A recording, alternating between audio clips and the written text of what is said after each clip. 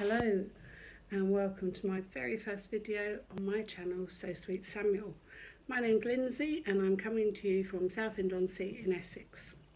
This is my first video, but it's not the first time of recording it. I recorded it all on Tuesday and my phone then ran out of storage, so I deleted lots of things and continued the video, and then I couldn't get it to upload onto YouTube. So I got so fed up I deleted it all, but I thought I'd give it another go this morning.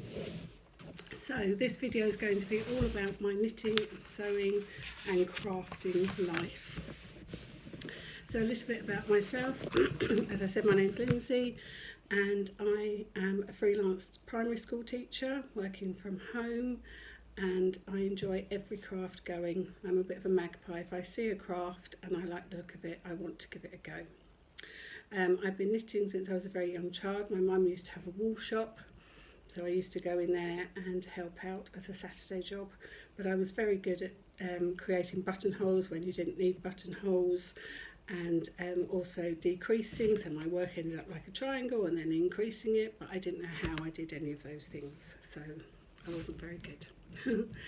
I probably got back into knitting properly about 15 years ago. I had been on holiday to Scotland to stay with a friend, and I just really fancied sitting and knitting, and I'd also read a couple of books by Jill McNeill, and they were all based around a yarn shop in the south of England, and they would have knitting groups sitting around a cosy log fire, knitting and just putting the world to rights. So with that in mind, I went to a wool shop fairly near to where I live, and I decided to dive in off the deep end, and I decided I was going to start knitting socks. And I found my very first pair of socks I knitted. Now these socks have been worn and worn and worn, and they are still in very good condition, just the colours have faded quite a lot.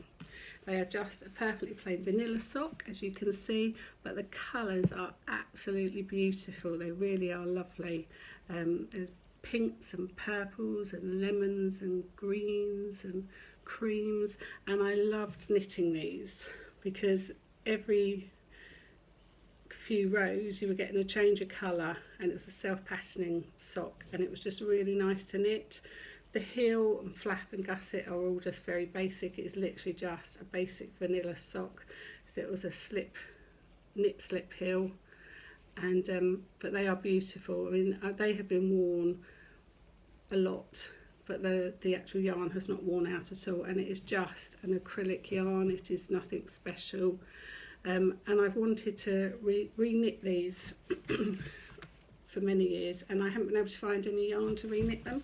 I found some the other day, and this is the closest I can get. Again, it's just an acrylic yarn, but I think the colours are as close to these socks as I'm going to possibly get it.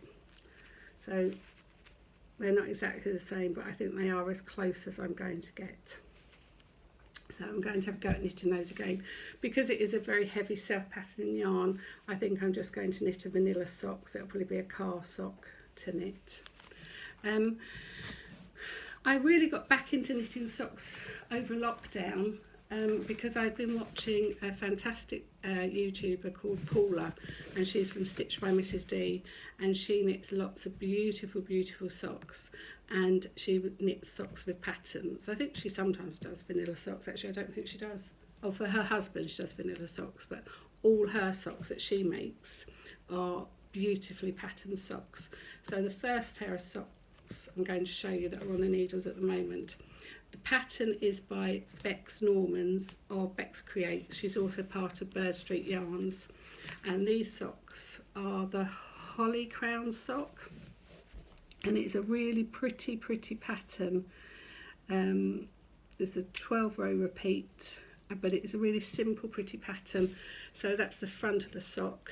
The back of the sock just has the pattern in the centre, and then I did a modified eye partridge heel, and then you have a stockinette foot, and you continue the pattern on the front.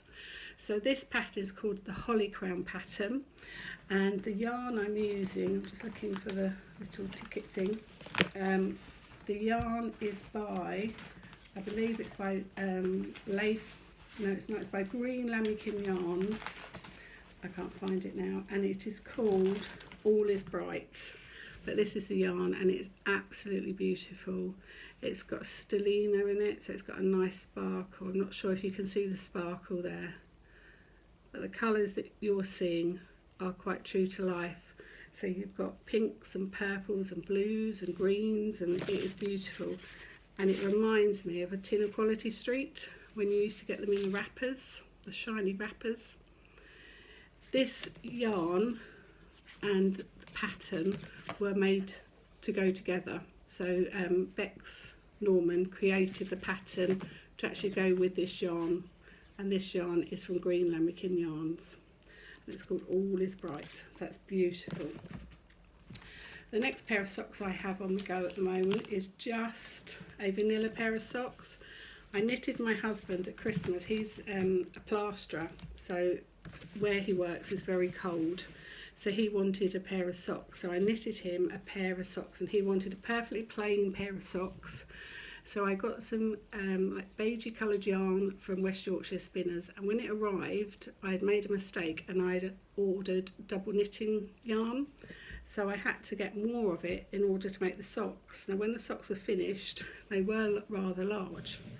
And he made a real fuss all over Christmas that these socks were too big. And I said, well, don't worry, when I wash them, they'll shrink down a little bit.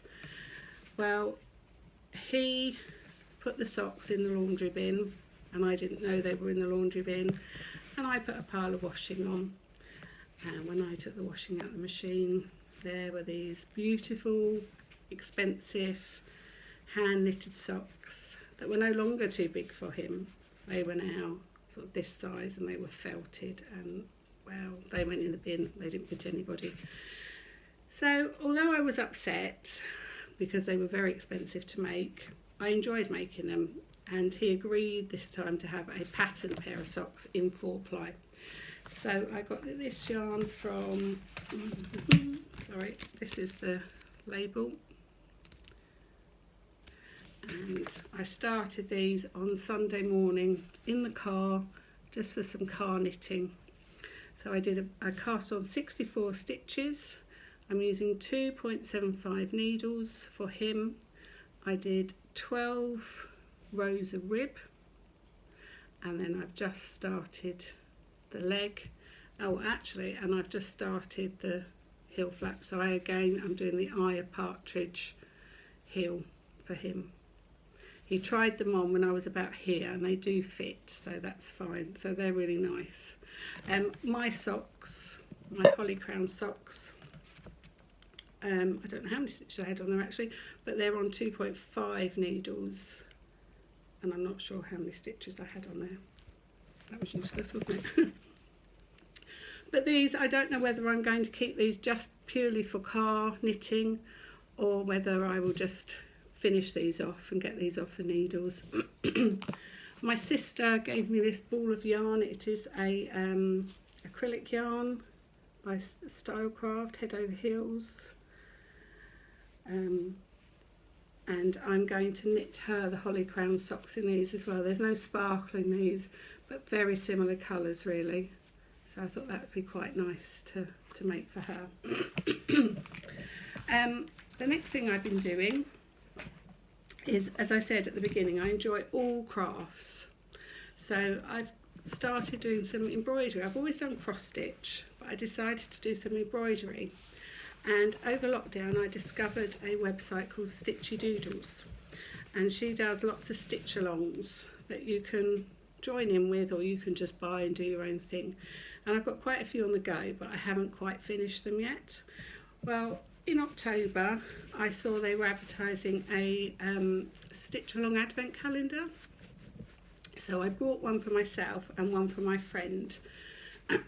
And I started making this. So every day you get a little envelope, so that the panel is all printed with the squares, and then you write the numbers on in a heat erasable pen, and then every day you open a little tiny envelope and you get a little piece of fabric, or it's not fabric, it's solvay, and with a pattern printed on it, and then you stitch it, and then you stick it to the fabric, and then you stitch through it, and then when it's all completed you're going to soak this in warm water, and all the solvay stuff will come off. I don't know if you can see the solvay there. So you stitch through it, and then when it's all stitched and you wash it off, that will all wash away. So this has been a really fun project to do, because it's been really achievable, because each little square you can do it in no more than an hour. Okay, so I've got a couple to finish off. I haven't quite finished the angel yet. This, I think this is mistletoe. Oh no, that one is finished. This one here is some mistletoe I didn't finish. That's, I'm in the middle of doing this holiday, and then I've got 1, 2, 3, 4 more to do after that. Sorry, my cat's having a moan. And then you stitch around the dotty line in red thread as well. The only one I changed slightly was the Christmas pudding, because the little dots should have been done in blue, I think, and I just got some brown thread and did them in brown. But this has been really nice to do, and then I've just got to decide then what I'm going to, how I'm going to finish this off, whether I'm going to make it into a hanging panel or a cushion or just a picture. I've got to sort that out. So that's living in my lovely little project bag by Rachel of So Ray Me. She's another fantastic podcaster. Also over lockdown I really got into sewing. I watched lots of YouTubers and I really got into sewing over lockdown, and that was all down to Claire from Claire Who Makes Things, and I started making dresses. My first dress I made was fine. I managed to put a zip in and do darts and lots of different things. I will probably never wear it because it's not a style that suits me. I've decided really that the 50s, 60s fitted flare dresses really suit me. They suit my shape. So I've made lots of those. I made lots of the Betty dresses by Sew Over It. Sorry, my crazy cockapoo is going mad now. He was another lockdown acquisition. Shh, Milo. Sorry, I don't know. Oh, just knocked the phone off it. Sorry, this is a disaster. Milo, shh, shush. And I also started making these characters from Luna Lappin. So this is Freya. My mum brought me this as a kit for Christmas from Cool Craftings. Milo, shh, come here. Come here, come here. Shh. And you cut out all the felt, and then she's all hand stitched. She's entirely hand stitched, and I think she's absolutely beautiful. There is some needle felting on the back for her little spots, and then I just got her some little shoes from B&M or Home Bargains. I'm not sure where they were from, but she is beautiful. And then I've also made lots of Luna Lappin. And then at Christmas, they were having Cool Craftings were having a Christmas box. So after Christmas, I bought myself Eric. You've probably seen him already. So he's ready to be made, and it comes with all the supplies that you need. And I also bought the clothes pack to make him his lovely little trousers, waistcoat and duffel coat. And again, we've got all the materials in there to make him. So I'm really looking forward to making him. So that's from Cool Craftings, the home of Luna Lappin. I love making little toys. Claire Who Makes Things has sort of led me down that rabbit hole of making toys, and I asked for Christmas for a book called Making Marmalade. I asked my sister to buy this for me, and she didn't know why on earth I wanted a book about making marmalade, but it's actually to make this little character here called Marmalade.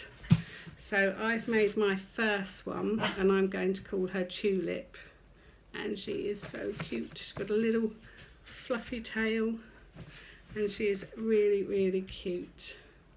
so she just needs some clothes now. So in the book there are lots and lots of patterns for a little Moses basket, some carrots, some little butterfly wings, coats, dresses, everything. So I've made her and she's finished. She's just sitting on the side naked. But I've also cut out and sewn another pink one, a blue one, a lemon one and a green one. So I'm going to have a little family of rabbits. So I'm going to have my little tulip, then I'm going to have rose blossom, apple blossom, daffodil and hyacinth. So I love making all these little characters, but it's then getting round to making their clothes that I'm never so fast at doing. I prefer making all the little characters. So moving forwards, my plans for moving forwards, I want to stuff all these little characters. They're all on the side to be done, so I'll probably get those stuffed and sewn up today. I'm going to finish my holly crown sock and make a sock for my sister. I didn't bring it down today, I had it on in my last video. I knit the Amy Loudon's Whitmore sweater.